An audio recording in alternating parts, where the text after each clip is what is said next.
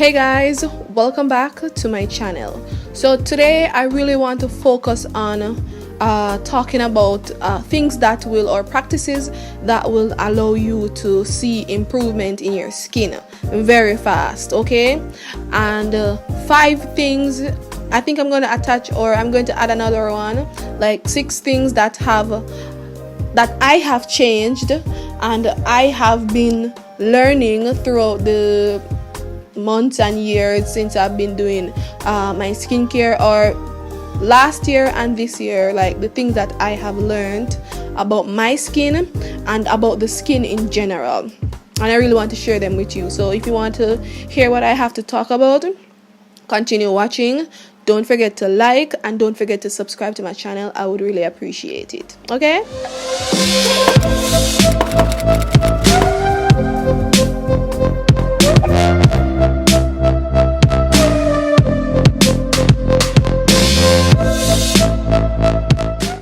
Good.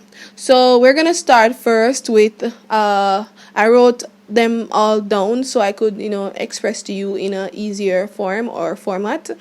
The video can be easy basically. So I have learned that high percentage, I've known this a long time, but sometimes I ignore it, and in the back of my mind I believe that high percentage ingredients are actually better. Okay, so that's one thing I have realized that is not true.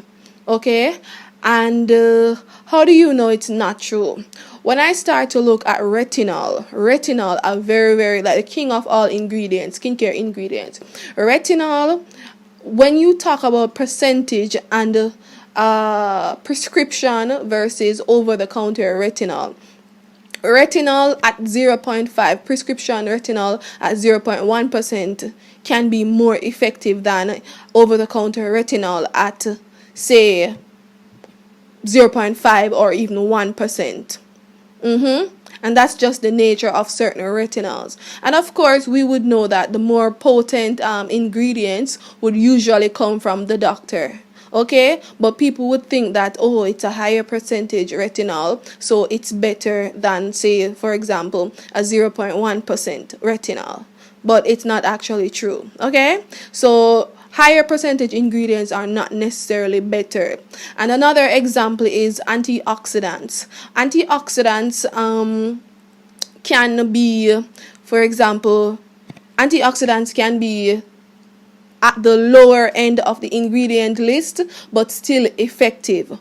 Why? Because skincare manufacturers, they can sometimes put multiple antioxidants in the product in order for it to work effective in fighting free radicals. Okay, sometimes the skin, in order to protect itself from free radicals, the skin needs like various antioxidants in order for the skin to actually look better and to fight or protect the skin from the free radicals that come through the UV rays. So even though you may have like some good antioxidants, but they're at the lower end of the ingredient list, it doesn't mean that it has a lower percentage, so it's not effective.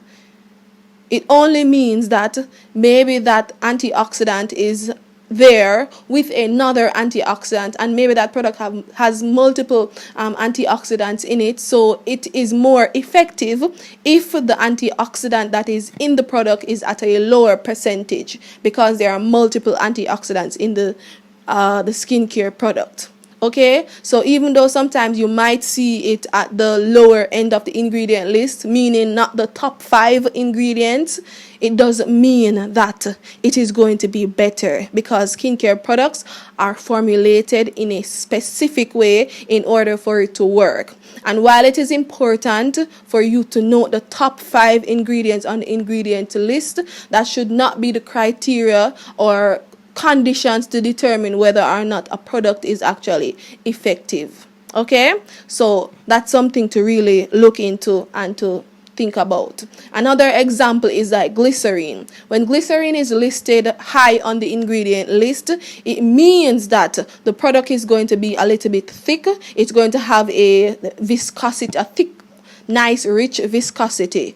Alright, so for example, certain moisturizers, you might need glycerin to be at the top of the ingredient list because you need it to be hydrating, you need it to have this texture, you need it to be thick in order for it to be like hydrate the skin. You know what I'm saying? But for example, if you have oily skin and you're using certain toners, you don't necessarily need your glycerin to be at the number 1 or number 2 on the ingredient list. You know what I'm saying? So higher percentage ingredients don't necessarily mean better. It is what is going to work effectively on your skin type or your skin. Yes. And then another one is AHA or BHA. Higher percentage when it comes to AHAs, BHAs, or even PHAs don't necessarily mean more effective. The higher the ingredient is when it comes to AHAs and BHAs, the more it is going to cause your skin to become irritated, or the higher the risk of you getting an irritation. So for example, the ordinary 32% peeling solution, it is not necessarily the most effective on certain skin types, especially if you have sensitive skin. Not because it says 32% peel, it means that you need it, because maybe your skin cannot manage 32% peel. You know what I'm saying? So that's what I want you to note. Higher percentage don't necessarily mean effective. And also, for example, AHAs and BHAs are, when they're higher on the ingredient list, it means that the pH of the products is going to be a little bit lower. Okay? So it's going to mean that the pH is going to be a little bit lower in terms of numbers I'm talking about. Okay?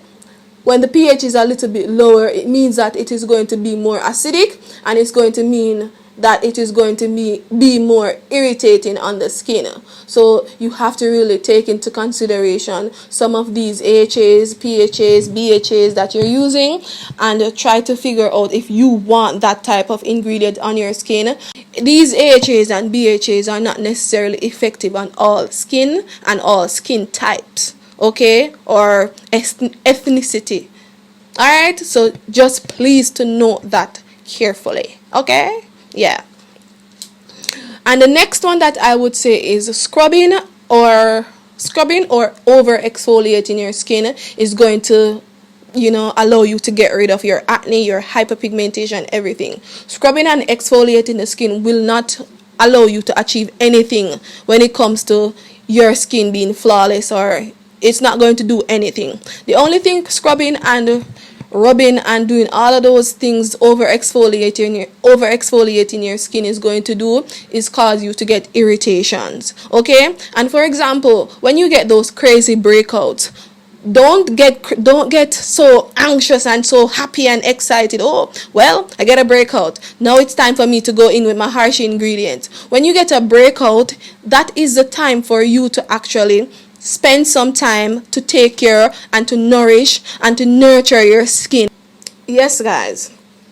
So as I was saying, maybe it is something that you're doing that is not necessarily good, or maybe it is something that is happening internal, or we will never know what is happening. But as soon as we identify a pimple, as soon as we identify a breakout, we should approach it in a way with the mentality to nourish the skin, not the mentality to scrub it and to tear it off and to go in with these harsh exfoliating ingredients. It's natural for you to believe that when you have something that is on your skin that is not supposed to be there because it's not naturally there, it means that we should just go in with water and soap and to just scrub to get it, to get rid of it, but not on your skin. When you get a breakout, it means that something is going on with your skin, and you need to nourish it. You need to give it the things that it needs. It could be dry, it could be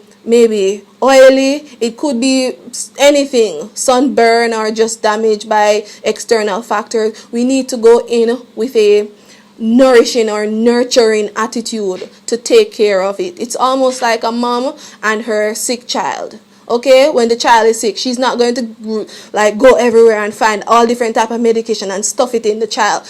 because the child's not going to necessarily respond to it. The mother is just going to nurture the baby, maybe take the baby to the doctor and try to find products, not by herself, but try to figure out what is going on with the baby. If something is wrong, she'll try to, if the baby has a fever, try to cover the baby up and to apply or give the baby a little bit of medication, but nurture. That is how we're supposed to treat our skin when our skin starts to react and to act like, to behave crazy.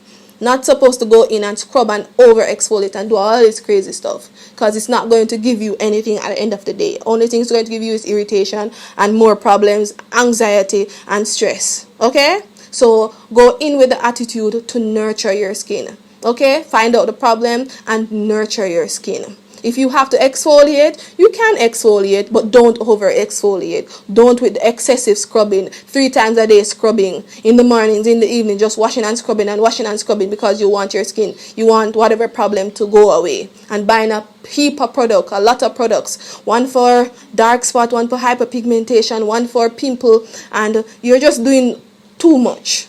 Alright, so just pause that and relax and find out your problems and nurture your skin. Okay? Yes. Then the next thing that I would say is not moisturizing your skin. So I have learned that, I have learned this very early, thank God, that not moisturizing your skin is not necessarily, for example, if you are oily and you're just oily like a grease ball, you believe that, oh, I don't have to moisturize my skin because my skin naturally produces oil. That doesn't mean anything. That doesn't mean anything. Like, everybody should moisturize your skin. Whether you have oily skin, dry skin, sensitive skin, every skin type needs moisture. Okay? Every skin type needs moisture. The thing is, we have to determine how much moisture our skin needs, because some people naturally have oily skin, some people naturally have dry skin, and some people naturally have combination skin. You know what I'm saying?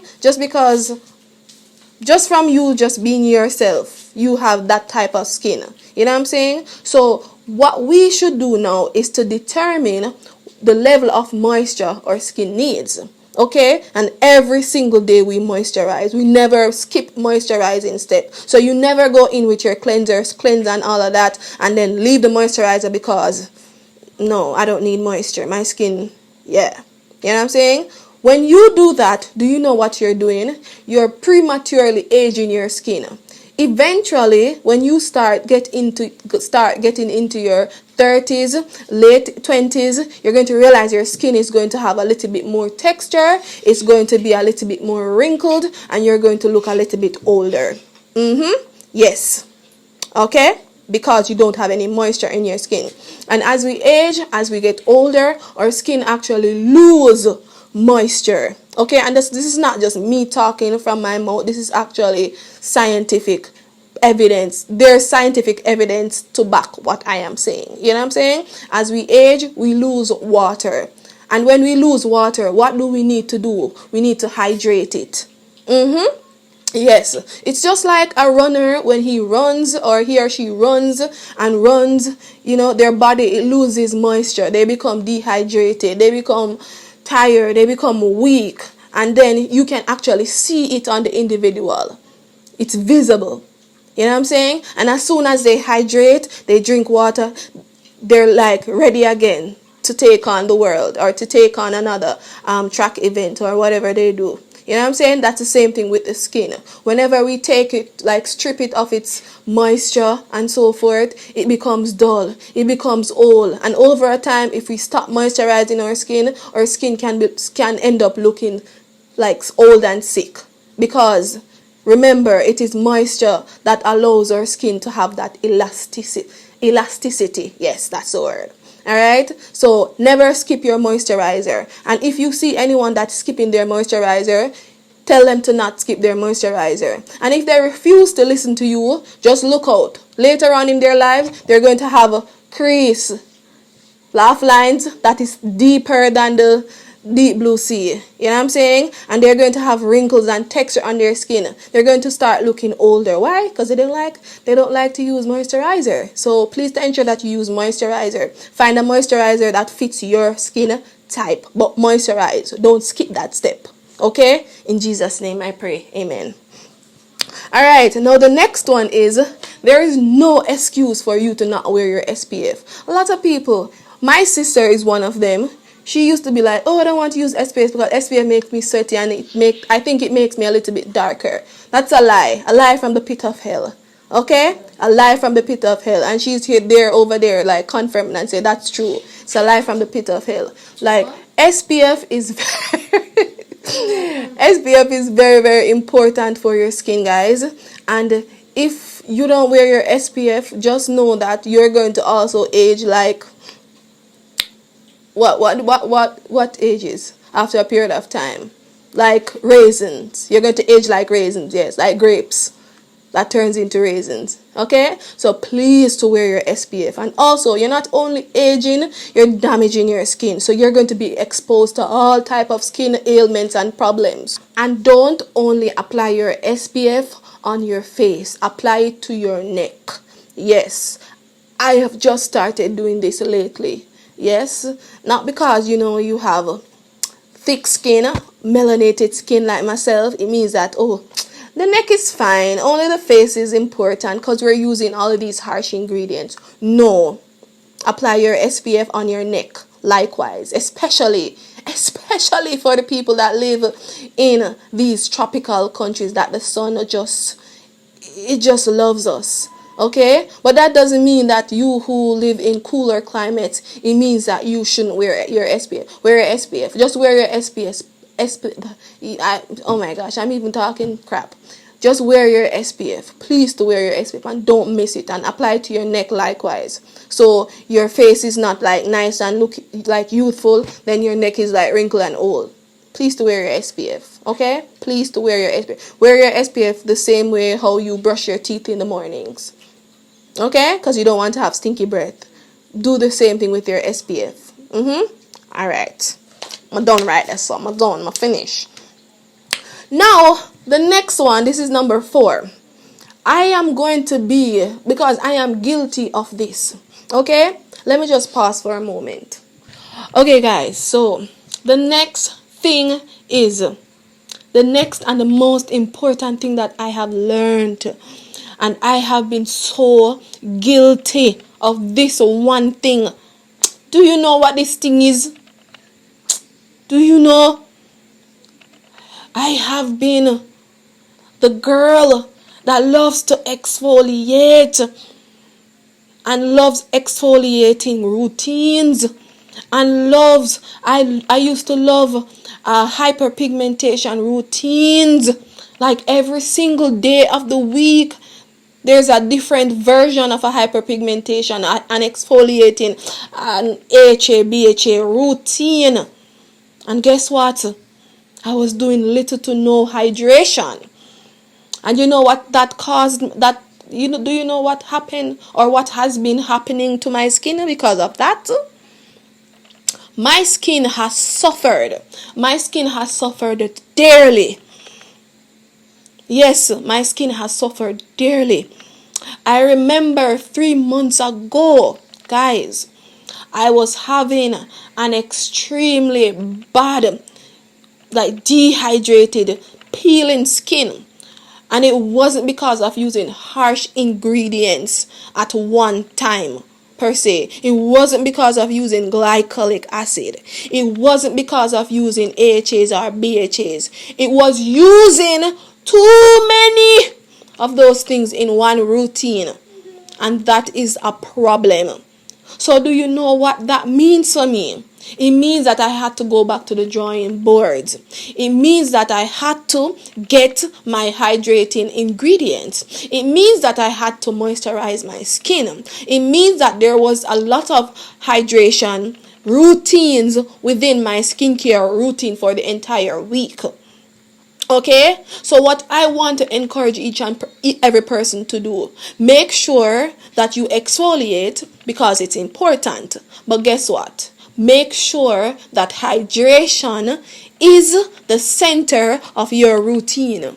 make sure that hydration is the center of your routine. And when I say the center, I don't mean to go in with a bunch of occlusive oil pore clogging ingredients. It means that your cleansers, there is a time and a place for everything. Your cleansers, there are some days of the week, make sure that you have an hydrating cleanser. 1 time to 2 times per week, you can have your exfoliating ingredients. Okay? But every single day of the week, with these exfoliating acids, with these AHAs, with these BHAs, will not do anything good to your skin. And this has been the center or the main focus of my conversation. Hydration. So make sure that your skincare routine is centered on hydration. Make sure that you're hydrating your skin. Make sure that you are nurturing your skin. That is the correct word. Make sure that you're taking care and nurturing your skin. I love the word nurturing because you usually put nurturing when it comes to something that is very gentle, something that is very fragile, something that is very young, something that is very immature, and you're trying to build it. Nurture. We need to nurture our skin. We need to treat our skins or our skin like babies. Okay, so while we're trying to exfoliate the excess dead skin, the sebum, the oils, the dirt, or the oil and the dirt, make sure that our routine, our skincare routine for the entire week has more hydrating ingredients than exfoliating or stripping or drying ingredients. Okay, so for example, for a 7-day skincare routine, twice per week you have your exfoliating ingredients, and then the next 4 days it's all about hydration. It's all about nurturing the skin. It's all about the oils, the hydrators. It's all about the anti-aging ingredients that are gentle enough to attack the skin, or not attack. I don't like to use that word. Attack. Attack is just going to be a little bit too harsh for the skin. That is going to penetrate the skin in a way that is not too aggressive on the skin. You know what I'm saying? Yes. So this is what I want to encourage you to do. Like, the moment I started applying a lot of hydration to my skin, to my combination skin, a lot of nurturing, I just started using a lot of essence, a lot of Korean essence on my skin and so forth. I realized my skin just loves it. And you don't have to go in with the essence that have a lot of glycerin, or that are very that are very that have a high viscosity. You don't have to go for those that are thicker in texture. You can go for the watery ingredients. Okay, but hydration. Alright, for example, the Zinc Green Tea Fresh Toner. That toner is a very hydrating toner, but guess what?